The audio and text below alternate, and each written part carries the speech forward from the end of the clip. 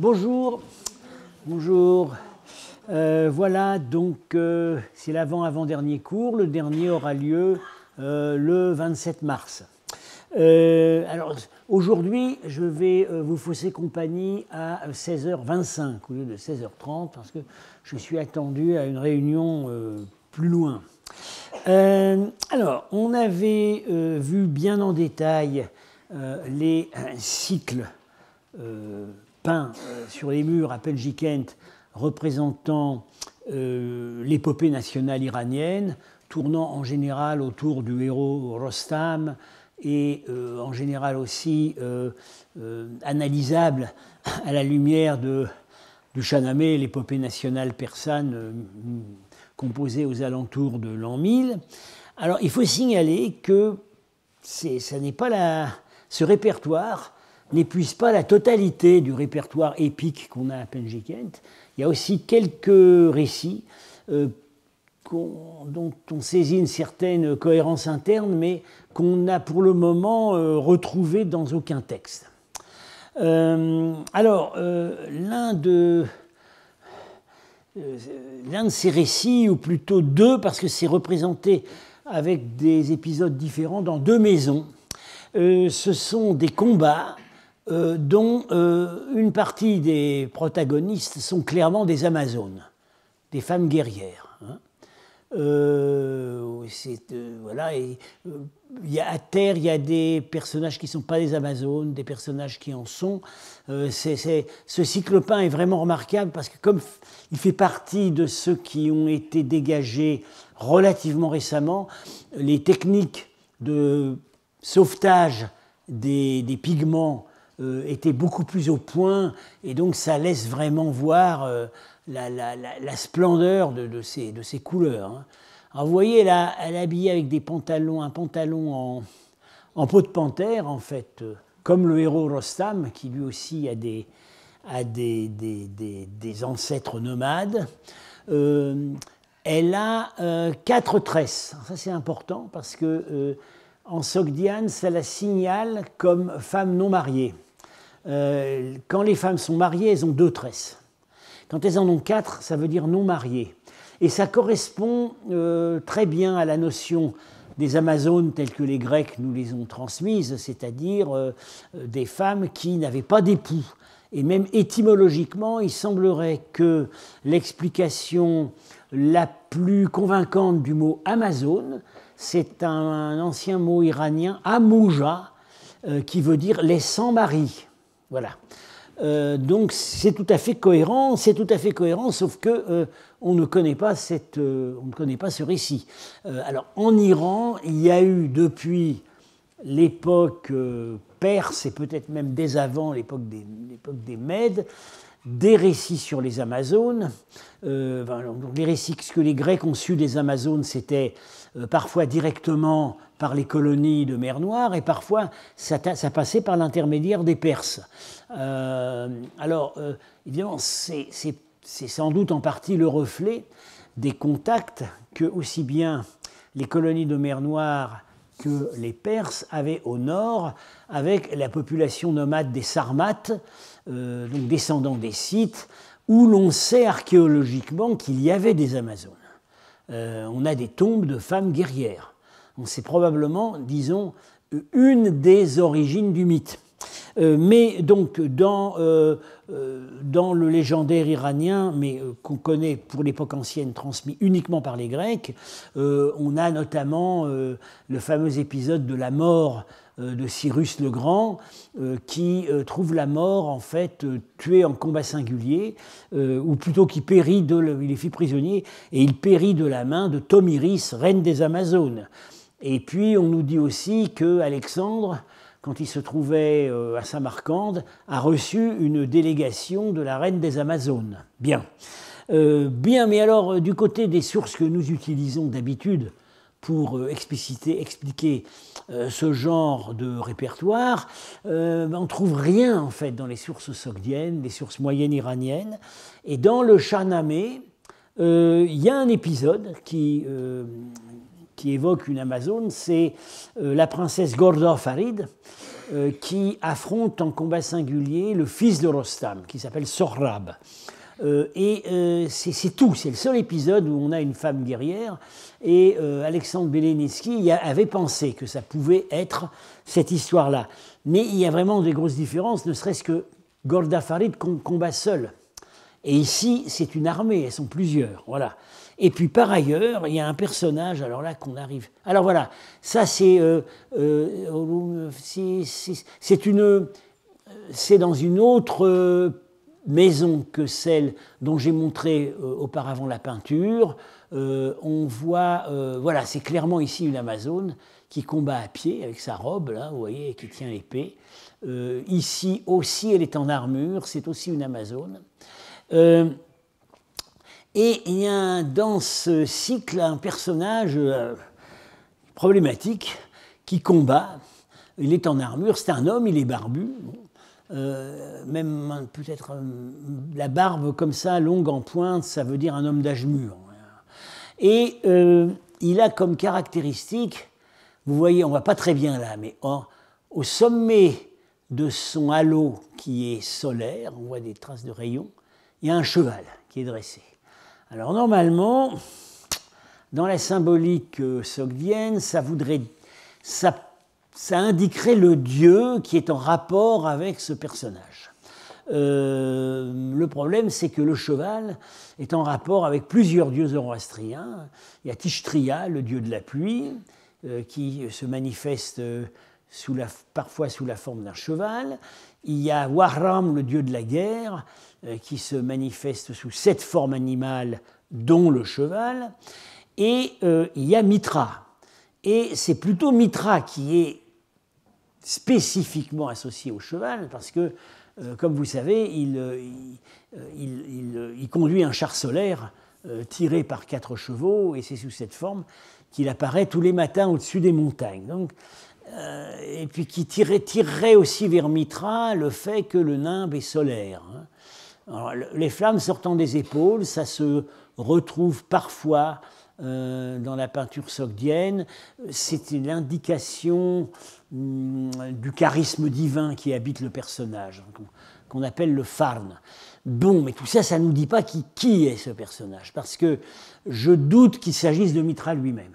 Je ne vois pas Mitra combattre à pied, surtout en position clairement difficile, comme on voit ici.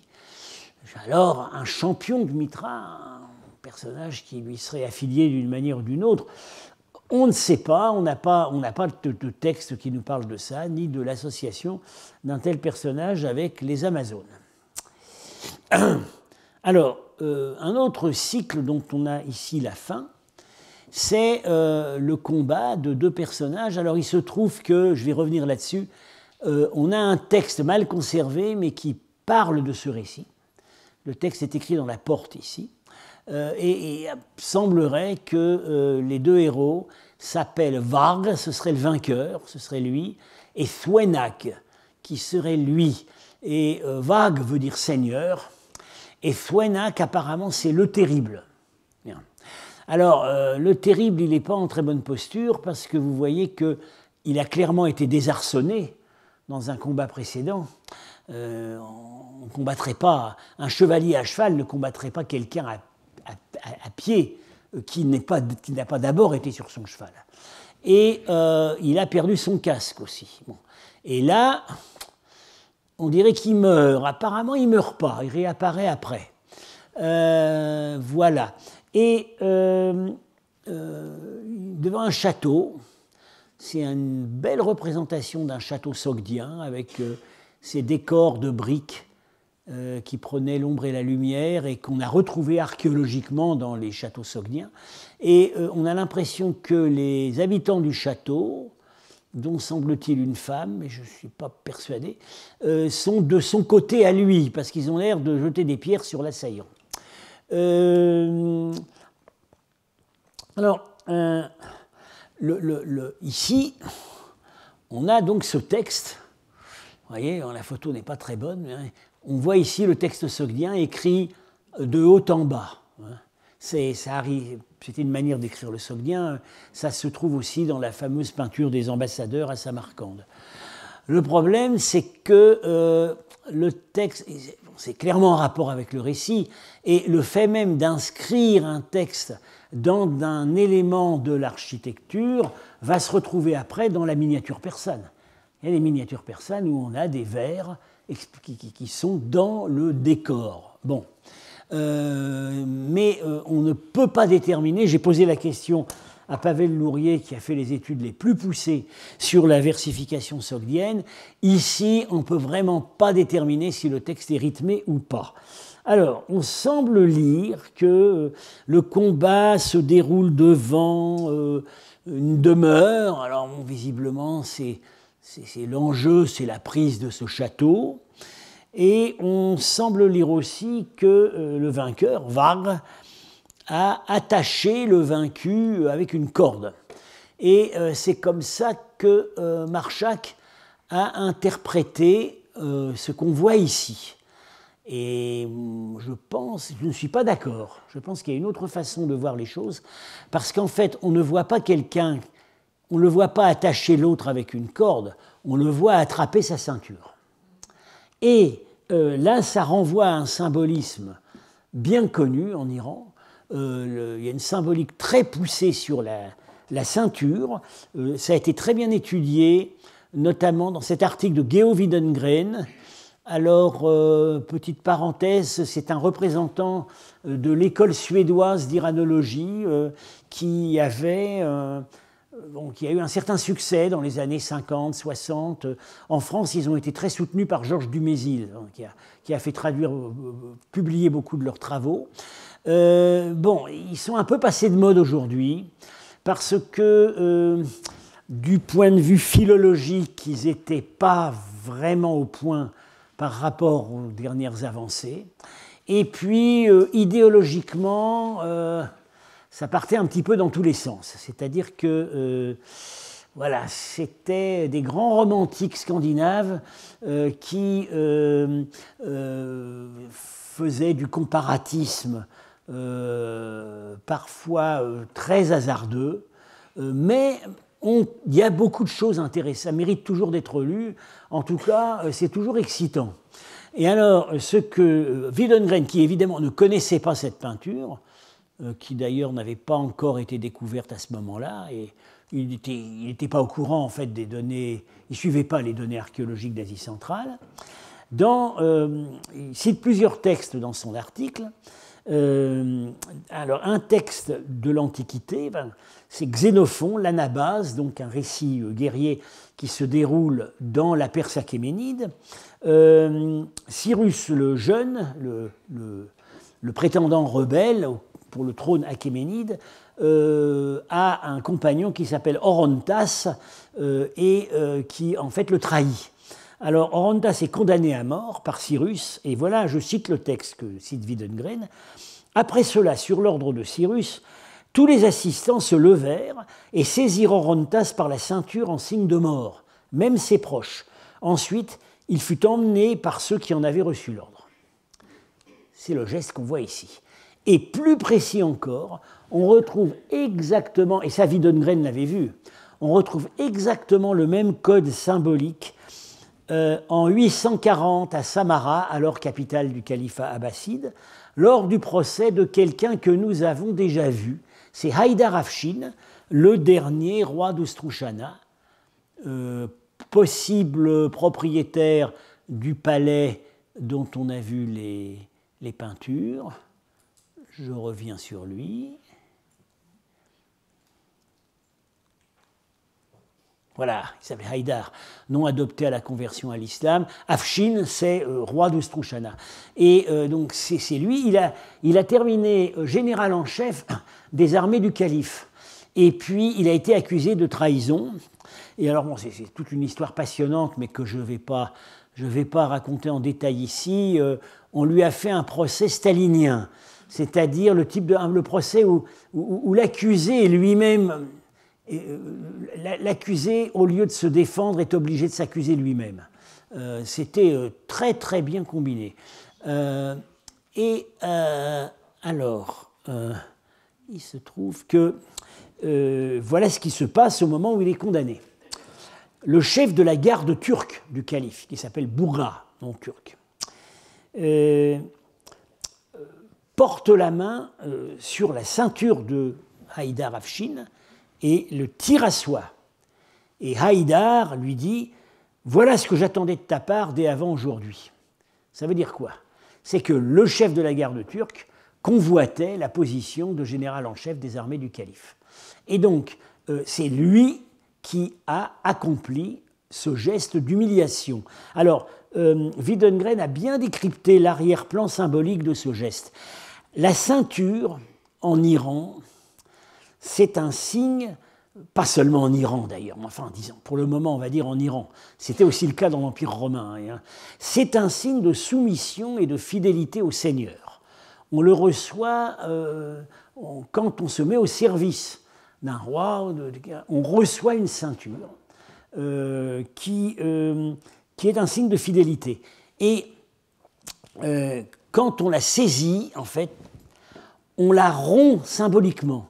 C'est-à-dire que c'est une façon de manifester que le vaincu, le déchu, le condamné n'est plus digne de la porter parce qu'il a trahi la fidélité à son Seigneur. C'est exactement l'équivalent dans les cérémonie de dégradation militaire, c'est l'équivalent de l'arrachage des insignes. C'est la dégradation du capitaine Dreyfus à qui on a arraché ses épaulettes. C'est exactement la même chose. Donc, ça permet de supposer, tout ça c'est moi qui vous le dis, parce que c'est pas ce que Marchak pensait, mais c'est ce que je pense avoir trouvé en préparant ce cours. On peut conjecturer que le vaincu, Suénac, avait trahi sa fidélité, soit envers Vag, soit envers le seigneur auquel celui-ci obéit. Voilà.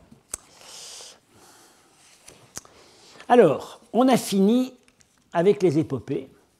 Bon, j'espère que d'ici l'année prochaine, ils vont en trouver encore d'autres, parce que ça n'arrête pas de sortir de terre à Penjikent.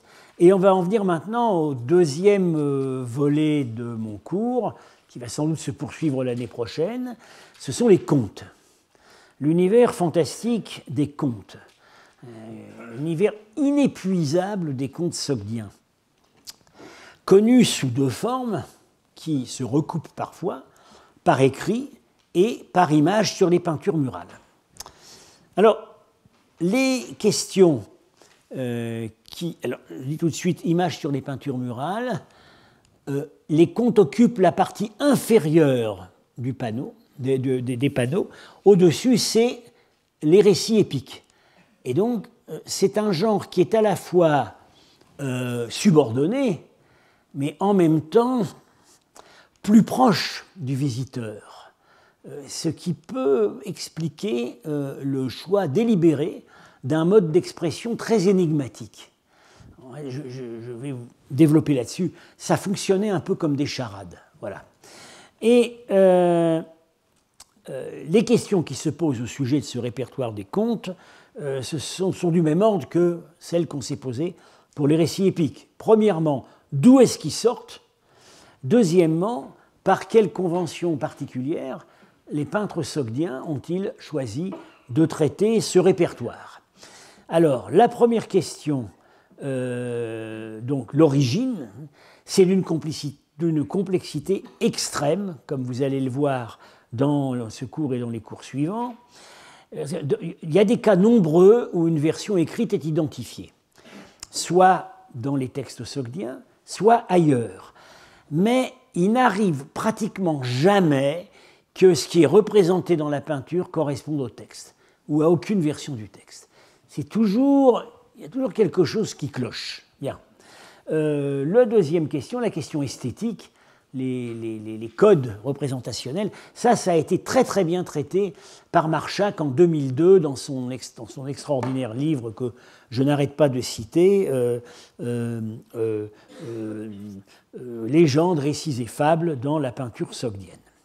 Donc, je l'ai dit, ces histoires occupent, quand il y en a, parce qu'il n'y en a pas dans toutes les maisons, quand il y en a, elles occupent le registre inférieur, et dans ce registre inférieur, chaque histoire n'occupe qu'un panneau. quelques cas, on a supposé que ça débordait sur le panneau suivant, mais c'est pas sûr. Hein. Alors, on pense à des... typiquement, ça peut être un panneau assez allongé. Alors, je reviendrai là-dessus, je vous dis tout de suite, c'est l'histoire du chacal qui sème la zizanie entre le bœuf et le lion. Voilà, réduit donc à quelques éléments et traité sous forme d'un long panneau. Alors, on a supposé, Marchak avait supposé, que parfois il y aurait pu y avoir des modèles dans des livres, des codices, hein, des livres, pas des rouleaux, des livres de format allongé. Et on a ça encore au Népal et au Tibet, dans des traités bouddhiques. Alors, des images de ce type auraient pu éventuellement servir de modèle à ce type de composition. Alors, dans certains autres cas, on soupçonne que la succession des panneaux, dont chacun est affecté à un conte, reproduirait en fait ce qu'on trouvait en feuilletant le volume. Bien. Marchak a pensé aussi à l'utilisation de cahiers de dessin que le peintre aurait pu avoir depuis son apprentissage, avec des modèles passe-partout, un petit peu, voilà, des modèles qui pouvaient être transposés comme il voulait. Parce que assez souvent on constate que d'un conte à l'autre, les animaux se ressemblent, les humains se ressemblent, comme s'il y avait donc des cahiers de modèles que le peintre combine à sa guise en fonction de l'histoire qu'il veut illustrer. Alors, une autre hypothèse de Marchak, c'est à propos de scènes comme celle-là. Oui. Ça représente en fait, ce sont des couples amoureux. Hein. Le dessin n'est pas très bon. Hein. Apparemment, voilà, c'est ici, il veut lui donner à boire, elle minaude. Bon, et on a pensé que ça pouvait que ça pouvait sortir de recueils de poésie élégiaque, de poésie amoureuse. On a encore ça plus tard dans la miniature persane. Donc voilà, des modèles picturaux qui ont pu être vraiment de nature assez diverse. Alors parfois, on constate que les panneaux successifs, même s'ils sont affectés à des histoires différentes, reproduisent parfois ont des affinités entre eux, qu'on a raccroché les histoires par sujet. Et alors, un exemple assez significatif, c'est que justement dans le cycle de Rostam, bon, on ne va pas le détailler ici, sous le cycle de Rostam, il y a 3 histoires qui mettent en scène un juge. Et il y a 1 ou 2 histoires qui mettent en scène un criminel. Et ça se retrouve nulle part ailleurs. D'où l'idée de Marchak. Est-ce que c'était la maison du juge? Voilà, on peut penser à ça. Alors, si on additionne tout ce qu'on a trouvé comme contes dans les diverses maisons aristocratiques, il faut savoir qu'il y a ce qu'il y avait dans le livre de Marchak en 2002, et depuis on en a trouvé beaucoup d'autres. On arrive à, disons au bas mot, plusieurs dizaines de contes. Et ce qui est intéressant, c'est que parmi eux, ceux qui sont figurés 2 fois sont l'exception. En général, on ne les a qu'une fois. Donc, d'où 2 conclusions qu'on peut tirer de cela. Premièrement, le répertoire disponible par divers canaux était énorme. Et deuxièmement, les commanditaires, les propriétaires, probablement cherchaient l'originalité par rapport aux voisins. Et le peintre était en état, avec la documentation graphique qu'il avait et sa propre créativité, de répondre à cette demande. On ne voulait pas avoir les mêmes contes que chez le voisin. Alors, le style, vous en avez déjà une idée donc avec ce conte que j'ai montré, je dirais, il est extrêmement elliptique, très simplifié. On avait déjà remarqué ça pour les récits épiques, mais là, c'est à l'extrême. Ce sont en fait, tel que ça se présente, ce sont des énigmes, des charades.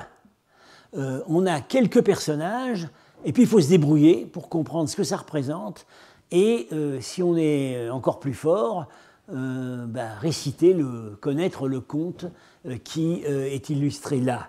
Alors, bon, on peut se demander, c'est assez séduisant comme hypothèse, si ça n'était pas utilisé dans des jeux sociaux. C'est-à-dire, on testait l'astuce du visiteur. Hein. Il y avait celui qui était capable d'expliquer à l'assistance ce que ça représentait, et puis il y avait le plouc qui ne comprenait pas. Voilà. Donc, on va dire, le peintre sogdien mettait son public dans la même situation de perplexité où nous nous trouvons nous-mêmes. Alors, des originalités par rapport aux scènes épiques, la vie artisanale et commerçante est davantage présente. C'est un répertoire de niveau social nettement moins aristocratique, nettement moins chevaleresque. Bon, c'est comme le fabliau, c'est comme les rapports qu'entretient le fabliau médiéval avec les épopées, hein, le cycle arthurien. Les femmes sont davantage présentes. Quand elles sont présentes dans les grands cycles épiques, c'est toujours quand même assez exceptionnel. C'est la princesse captive. Bon, là, elles sont présentes dans la vie courante. Les rois apparaissent parfois, mais ils sont plutôt des personnages comiques. Et par ailleurs, les physiques ne sont pas idéalisés selon les conventions habituelles. Dans les scènes aristocratiques, les épaules sont larges, la taille est mince. Là, c'est davantage... voilà, c'est pas particulièrement marqué.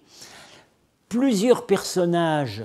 Alors celui-là, on va y revenir parce qu'il est prodigieusement intéressant. Plusieurs personnages sont en costume...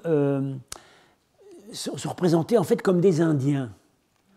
Lors même que dans l'histoire, ce n'est pas évidemment un Indien. Ici, le modèle tout vieillard est représenté comme un ascète indien. Alors que, ici, ce n'est pas un conte indien. Voilà. Alors pourquoi est-ce que c'est... Bon, y avait-il quand même des modèles iconographiques indiens? Ça peut être aussi une recherche délibérée d'exotisme. C'est-à-dire que c'est une façon de dire « il était une fois dans un pays lointain ». Ça transporte l'auditeur du conte dans un univers qui n'est pas le sien. Alors, la question des sources, comme je vous l'ai dit, extrêmement complexe, se présente en gros selon 4 cas de figure. Voilà. Premièrement, les contes qu'on a à la fois en texte sogdien et en peinture. Je vous dis tout de suite, il y en a très peu. Deuxièmement, ceux qu'on n'a qu'en texte sogdien. On ne les a pas trouvés en peinture. Troisièmement, ceux qu'on n'a qu'en peinture, mais qu'on peut identifier dans des versions dans d'autres langues, généralement indiennes. Et puis, ceux pour lesquels on est vraiment très, très perdu. Et à ce moment-là, il faut recourir au bon vieux Arne Thompson, Patterns of the Folk Tale. C'est un livre génial écrit au début du XXe siècle qui a établi une typologie universelle des contes à partir d'un certain nombre d'éléments de base. Et ce livre n'a pas arrêté d'être réédité, amélioré, augmenté. Il y avait d'abord Arne, ensuite un Anglais Thompson qui a fait une deuxième édition, et il n'y a pas très longtemps, donc en Allemagne, mais je ne me rappelle plus exactement le nom de celui qui a assuré cette réédition, toujours sous le nom d'Arne Thompson, une nouvelle édition, et qui là intègre des contes de domaines beaucoup plus lointains, américains, africains, etc. quand on est devant un récit, on n'arrive pas à l'identifier, on essaie de dégager des éléments constitutifs, on va chercher dans Hans Thomson, et en général, on trouve quelque chose. Et en plus, ça donne toutes les variantes, absolument toutes les variantes, avec des sous-types, etc. La princesse, alors si vous avez la rubrique Cendrillon, alors, il n'y a pas que le Cendrillon de Perrault, il y a des cendrillons partout sur la Terre. Et alors à chaque fois, il y a un certain nombre de thèmes, la mauvaise mère, les sœurs forcément toujours méchantes, la princesse qui est la plus jolie des trois, voilà, et on retombe là-dessus. Alors, regardons un peu en détail. Catégorie 1, c'est-à-dire les contes qui sont à la fois en texte sogdien et en peinture. Ben, il y en a vraiment très très peu. Il y en a un ici.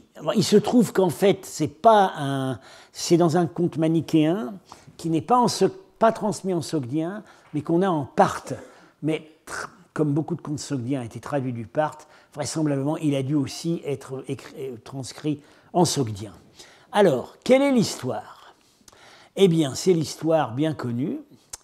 C'est le roi qui convoque ses fils et qui prêche l'entente entre eux. C'est-à-dire qu'il est là, il demande à l'un d'entre eux de briser un faisceau de non, il demande à 3 d'entre eux de casser une flèche. Ils y arrivent tous. Et puis à la fin, il leur demande de casser un faisceau de flèches. Ils n'y arrivent pas. Donc l'union fait la force. Alors, c'est déjà dans Ésope.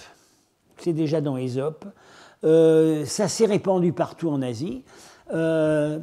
Gengis Khan est dit avoir donné cette leçon à ses fils, de la même manière. Et ça a plutôt marché, parce que les fils de Gengis Khan ne se sont jamais fait la guerre entre eux. Contrairement aux petits-fils, où là ça commence à déraper, dans le cas de Gengis Khan, la leçon a porté. Alors il y a un autre conte qui pose problème parce qu'on a tenté de trouver une origine dans un texte, mais c'est pas sûr que ça fonctionne. C'est le conte que Marchak a appelé Amour psyché, c'est déjà de la typologie. Hein. Le conte, on l'appelle donc le vieillard, sa fille et l'esprit de l'océan, qu'on a comparé avec un conte sogdien publié par Henning, qui était Le marchand et l'esprit. Je vais en parler après. Alors, qu'est-ce qu'on voit? Il y a 2 scènes séparées par une plante qui a 3 fleurs. La jeune fille, qui n'est pas mariée, vous voyez, elle a 4 tresses, apparaît dans les 2 scènes.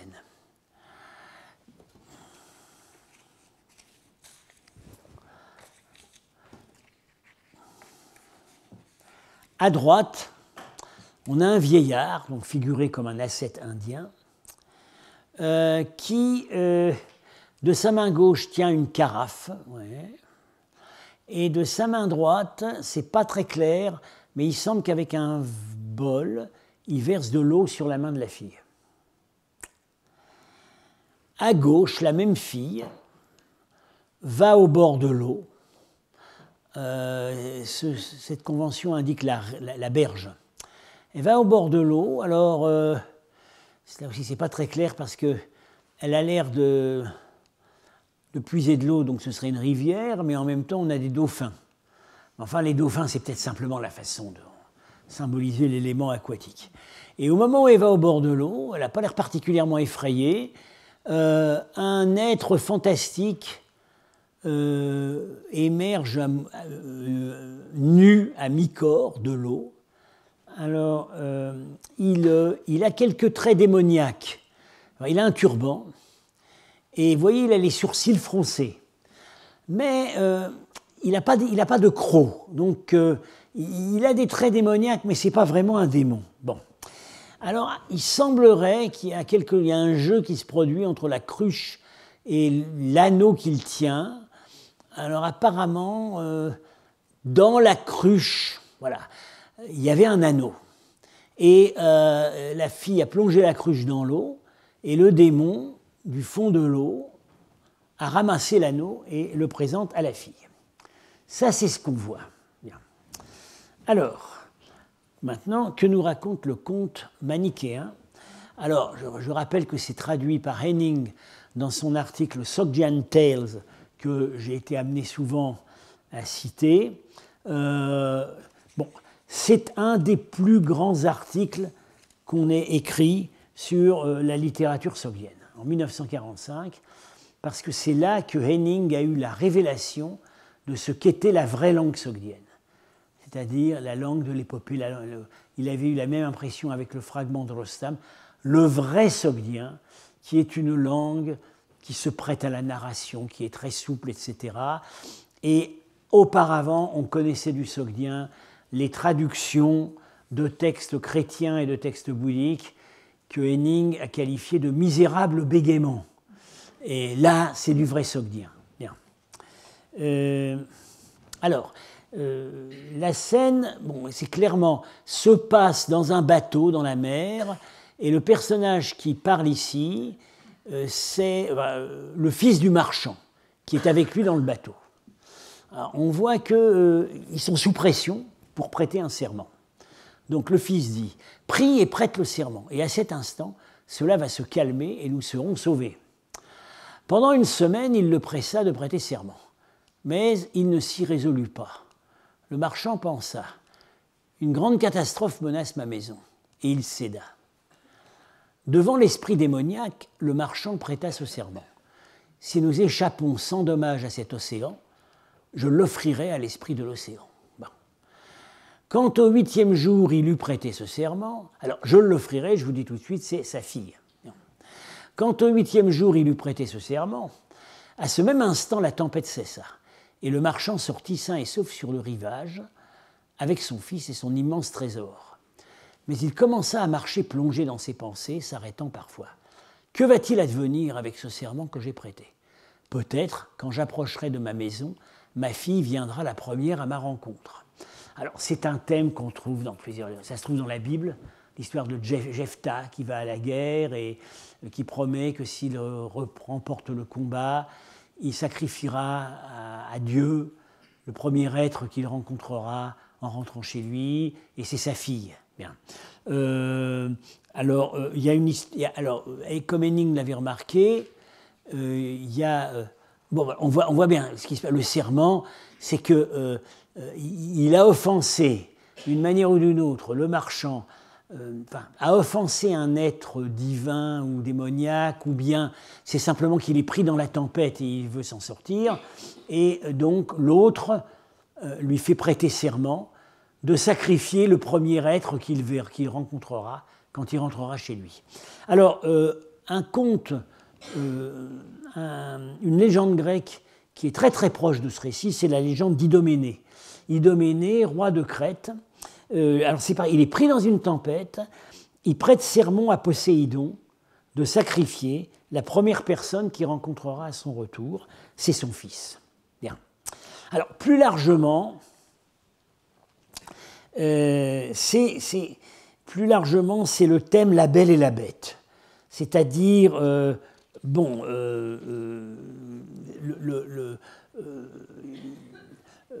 un père se retrouve obligé de remplir une promesse à quelqu'un qui l'a aidé ou à quelqu'un qui l'a offensé, et donc il lui sacrifie sa fille.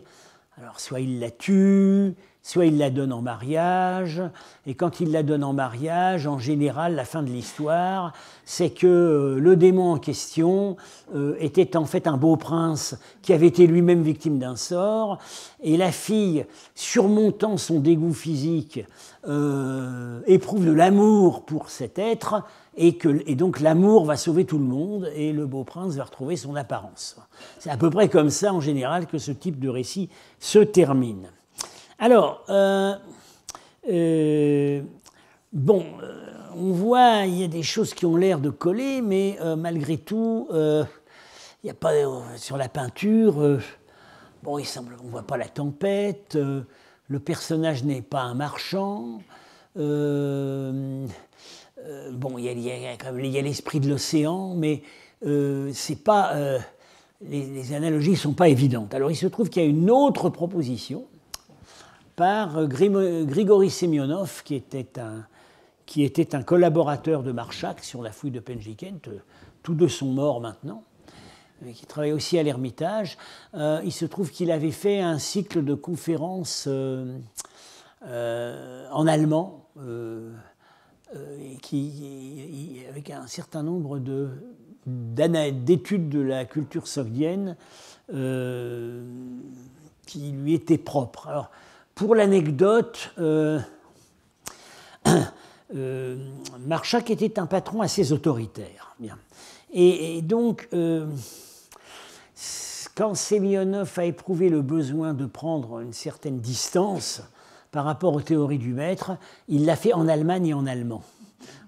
Il aurait eu un peu de mal à faire ça au musée de l'Ermitage. Semyonov rattache ça pense que le conte se rattache aussi globalement au thème La Belle et la Bête. Alors il y a aussi le thème Cupidon et Psyché qui a des analogies, c'est-à-dire c'est la jeune fille qui va être sacrifiée, alors toujours l'histoire du sort, qui est en fait enlevée par un esprit. Alors il se trouve, là c'est pas la laideur qui fait l'obstacle, c'est que l'esprit, elle n'a pas le droit de le voir, il est invisible. Donc dans la version qui nous a été transmise par Apulée, l'esprit c'est en fait c'est Eros. Bon. Et alors elle rompt son serment, elle le regarde, alors ça se passe très mal, elle a toutes sortes de malheurs, et puis finalement à la fin c'est toujours pareil, l'amour triomphe. Bien. Donc ça tourne autour des mêmes thèmes. Alors ici, on serait en fait assez près d'un des sous-types de La Belle et la Bête, tel que voilà, ce sous-type-là décrit par Arne Thompson. Il y a aussi ce livre, The Tale of Cupid of Psyche, qui rassemble toutes les versions. Alors, voilà, comment est-ce que Semyonov nous propose de comprendre l'histoire? C'est assez astucieux, en fait. C'est assez astucieux, et en général, je pense, Pavel Lourier, j'ai l'impression, par exemple, qu'il pencherait pour la version Semyonov. Ce personnage, le vieillard, c'est évidemment le père de la fille, dans toutes les versions. Et alors, ce qui est important, c'est la fleur du milieu. On peut dire, bon, c'est juste un élément du décor, ça existe dans la peinture sogdienne, bon. Mais c'est quand même intéressant, elle a 3 fleurs et elle occupe beaucoup de place. Or, dans La Belle et la Bête, le père a offensé le démon en cueillant 3 roses dans son jardin, parce que sa fille lui avait demandé de ramener de voyage 3 roses. Alors, ce qui est amusant, c'est que dans le thème La Belle et la Bête, ce qui en fait se rapproche le plus de ce qu'on voit ici, c'est les versions qui ont été écrites en français au milieu du XVIIIe siècle. C'est les Contes marins de Gabrielle Suzanne de Villeneuve et Le Magasin des enfants de Jeanne-Marie Le Prince de Beaumont. Il se trouve que, alors c'est pas dans Perrault, c'est pas dans Grimm, ce sont, alors ça a été recueilli où, comment, on ne sait pas, mais on voit que ces contes ont parfois des survies très longues et très obscures, avec beaucoup de détails qui se retrouvent. Alors, ce qui se passerait ici, c'est que, alors ça c'est astucieux comme idée, mais Marchak l'avait déjà eu. C'est en fait la façon indienne de prêter serment. On prête serment en tenant une cruche d'une main, et de l'autre main, on verse de l'eau sur la main de celui qu'on veut lier par le serment. Et ça, c'est typique de l'Inde.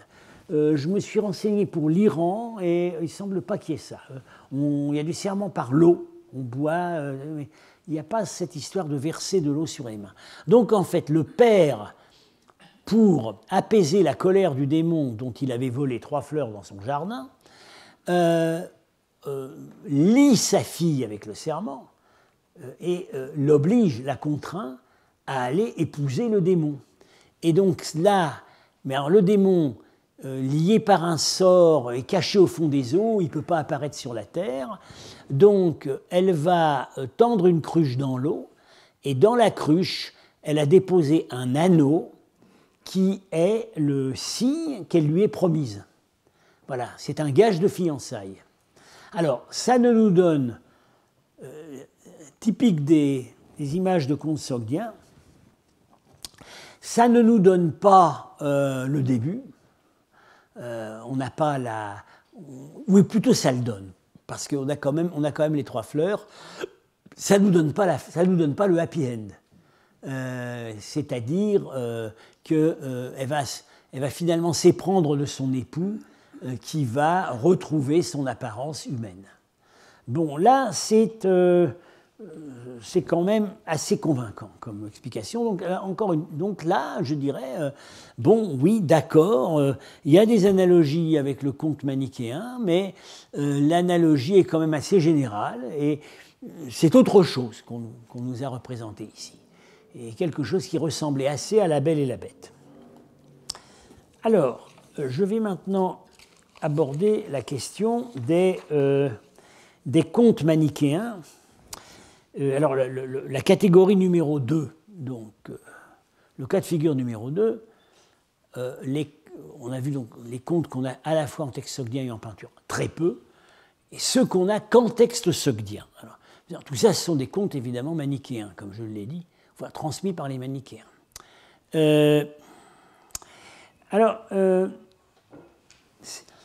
La grande majorité de ces contes manichéens est d'origine indienne. Dans certains cas, la source est biblique. Il y a un cas un peu particulier, le perceur de perles, on l'a déjà vu au début, c'est un conte qui n'est pas attesté en Inde, c'est apparemment un conte persan qu'on retrouve dans la préface Pélévi du recueil Khalilé et Demné, qui est en principe transcrit de contes indiens, mais là c'est une originalité. Henning a bien remarqué que le style de ces contes, qui sont presque tous des traductions ou des traductions de traductions, ce style est généralement très supérieur à celui des textes bouddhiques ou chrétiens, qui sont aussi des traductions. Pour 2 raisons. Les manichéens étaient des meilleurs traducteurs. Les manichéens étaient polyglottes, parce que le prophète Mani, dès le début, les avait enjoints à prêcher dans toutes les langues de la terre, et ils avaient, semble-t-il, même une certaine formation linguistique. Mani avait mis au point un alphabet très phonétique, très supérieur par ses qualités à tous les alphabets auparavant utilisés au Proche-Orient. Parce que là, les syllabes sont transcrites. Et l'alphabet manichéen, c'est un véritable délice pour les philologues, parce que quand une langue est connue dans des versions manichéennes, ça nous donne la prononciation. Alors que sinon, on a l'alphabet araméen, voilà, les alphabets dérivés de l'alphabet araméen, c'est comme l'alphabet arabe. Il y a les consonnes, et puis pour les voyelles, on se débrouille comme on peut. Parfois elles sont notées, parfois non.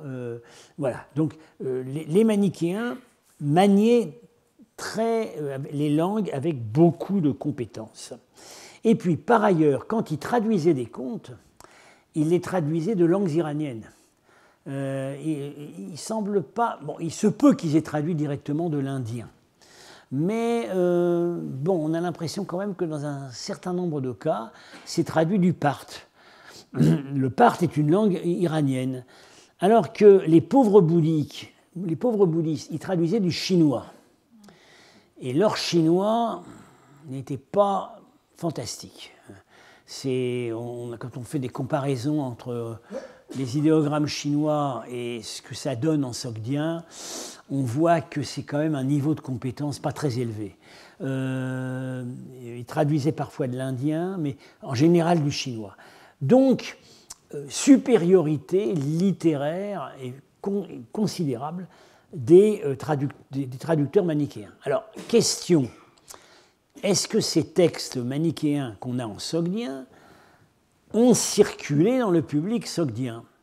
Est-ce qu'ils étaient disponibles aux gens qui illustraient et qui commandaient ou contemplaient ce genre d'image?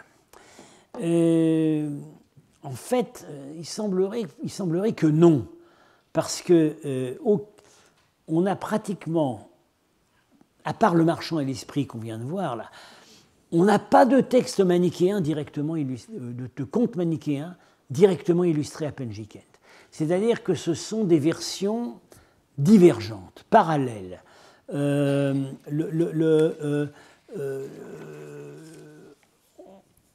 Ça aboutit dans des recueils de contes manichéens, mais ça a peut-être été un cul-de-sac en réalité. Ça circulait chez eux, petite secte, peu nombreuse, répandue jusqu'à la Chine. C'est pas évident que ça en sortait. Ce qui en sortait, c'était des versions parallèles des mêmes récits. Je cite Marchak, 2004.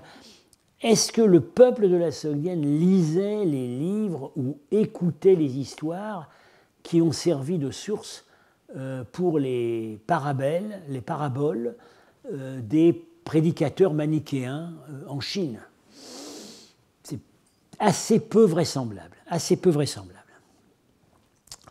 Alors, je vais en venir à plusieurs de ces textes. Le principe, je vais commencer à l'aborder aujourd'hui, le plus amusant, c'est un texte qui s'appelle le César et les voleurs. Voilà, le César et les voleurs, qui peut-être est traduit du Parthe, on n'est pas complètement sûr. Alors ce texte, c'est un cas complètement à part, on ne l'a jamais retrouvé ailleurs, dans aucune autre langue, et il n'a jamais été illustré, nulle part. Et c'est bien dommage, parce que ce serait vraiment amusant de l'avoir sous forme illustrée. Alors Henning l'avait extrêmement bien compris et traduit, mais en même temps il était un peu découragé. Il écrivait rather nebulous, comprend pas grand chose. En fait, aujourd'hui, on comprend beaucoup mieux. On comprend beaucoup mieux, mais il faut, une fois qu'on admet le fait qu'il y a plusieurs niveaux d'exégèse, c'est-à-dire que c'est une combinaison absolument extraordinaire de plusieurs niveaux symboliques. Il y a d'abord, dans le récit cadre, on voit très bien, ce sont les contes grecs d'enterrés vivants. La littérature grecque est remplie d'histoires d'enterrés vivants. La fiancée de Corinthe, etc. Ils adoraient ces histoires-là. Bon, l'histoire qui se passe dans les tombeaux. Alors, parfois, il y a des vampires. Ça, c'est un fond grec. Mais en même temps, ça paraît pas très évident comme ça, mais en fait c'est la réalité. L'histoire se déroule à Palmyre. L'histoire se déroule à Palmyre. Je vais vous expliquer la prochaine fois pourquoi. Palmyre, ville frontalière de la Syrie, convoitée et parfois non jamais prise, convoitée par l'Empire sassanide et qui a joué un rôle décisif dans les guerres frontalières entre l'Iran et l'Empire romain dans la deuxième moitié du IIIe siècle, et en même temps qui était un point d'aboutissement de la mission manichéenne dès le début. Alors ça c'est très important, c'est que dès du vivant de Mani, il avait en fait deux principaux disciples très doué pour les langues. Un qu'il a envoyé à l'Est, c'était Mar Ammo, qui a lui-même composé des textes de littérature manichéenne, et l'autre qu'il a envoyé à l'Ouest, qui était Mar Adda. Et c'est cette mission de l'Ouest des manichéens qui, un siècle plus tard, va nous donner saint Augustin, converti au manichéisme à Carthage par un dignitaire manichéen qui s'appelait Faustus. Alors, évidemment, je ne vous le cache pas, on est plusieurs à penser, c'est aussi le cas de Michel Tardieu, que c'est une des origines du Faust de Goethe. Là, on a en fait un écho de la mission manichéenne à Palmyre. Et puis, troisième niveau d'exégèse, il y a là-dedans des codes qui sont typiquement zoroastriens. En fait, seul un zoroastrien ou quelqu'un familier du zoroastrisme peut comprendre ça. En même temps, avec un type de zoroastrisme tel qu'on l'avait en Asie centrale, c'est-à-dire avec des mélanges iconographiques avec la religion grecque. C'est un millefeuille interculturel tout à fait extraordinaire. C'est un crève-cœur qu'on n'ait ni le début ni la fin, parce que ce serait prodigieux. Alors, comme je vous l'ai annoncé, je vais m'arrêter là pour cette fois. Et donc, nous avons encore 2 cours, si je ne me trompe pas.